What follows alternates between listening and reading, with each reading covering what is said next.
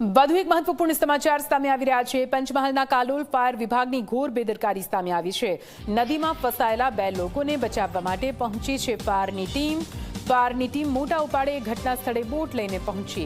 ફાયરની team boat લઈને આવી, પરંતુ તે બોટ તો દોડી જ નહીં। બોટમાં પેટ્રોલ ન હોવાથી ફાયરની બોટ ન ચાલી।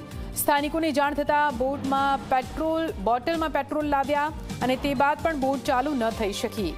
કરાડ નદીમાં ફસાયેલા લોકોને બચાવવા માટે ટીમ પહોંચી હતી ઘટના સ્થળે। જો કે કરાડ નદીમાં પાણીના ધસમસતા પ્રવાહમાં જ્યારે 2 લોકો ફસાયેલા હતા તે દરમિયાન આ પૂરો જે ઘટનાક્રમ છે તે સર્જાયો હતો। છેલ્લા 4 કલાકથી જેસીબી સાથે 2 લોકો ફસાયેલા છે। એટલે કે કાલોલ ફાયરની ટીમનો દશેરાના દહાડે જ ઘોડો નથી દોડ્યો।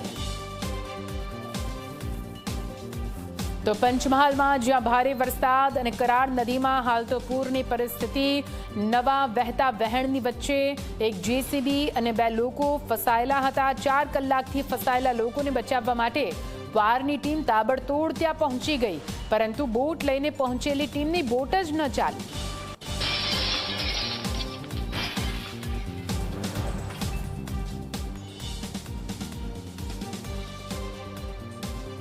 પંચમહાલના કાલોલ તાલુકાની જે બાકરોલ ગામ છે ત્યાંથી પસાર થતી કરાડ નદીમાં છેલ્લા ઘણા કલાકોથી 2 વ્યક્તિઓ ફસાયા છે જેસીબી મશીન સહિત। પરંતુ સીધા જે દ્રશ્યો છે તે બતાવવાનો પ્રયત્ન કરીશ કે ફાયર બ્રિગેડની ટીમ જે મેસેજ મળ્યો તેના બાદ તાત્કાલિક ઘટના સ્થળે આવી પહોંચી હતી, પરંતુ છેલ્લા 2 થી 2.5 કલાકની જદ્દોજહેદ અને મહેનત છતાં આ જે મશીન છે, જે બોટ છે, તે ચાલુ નથી થઈ રહી। કારણ હતું કે પેટ્રોલ જે છે તે તેમની પાસે નહોતું। સ્થાનિક લોકો તાત્કાલિક ધોરણે પેટ્રોલ લેવા દોડ્યા। ત્યારબાદ પેટ્રોલ જે છે બોટલમાં અલગ લાવી અને ફાયર બ્રિગેડને આપવામાં આવ્યું છે। તે છતાં પણ અત્યારે જોઈ શકો છો આપ કે ફાયર બ્રિગેડના જે જવાનો છે ભારે મશક્કત કરી રહ્યા છે આ જે બોટ છે તેના એન્જિનને ચાલુ કરવા માટે। છેલ્લા ઘણા કલાકોથી અહીંયા માત્ર બોટ પાછળ સમય વ્યતીત થઈ રહ્યો છે।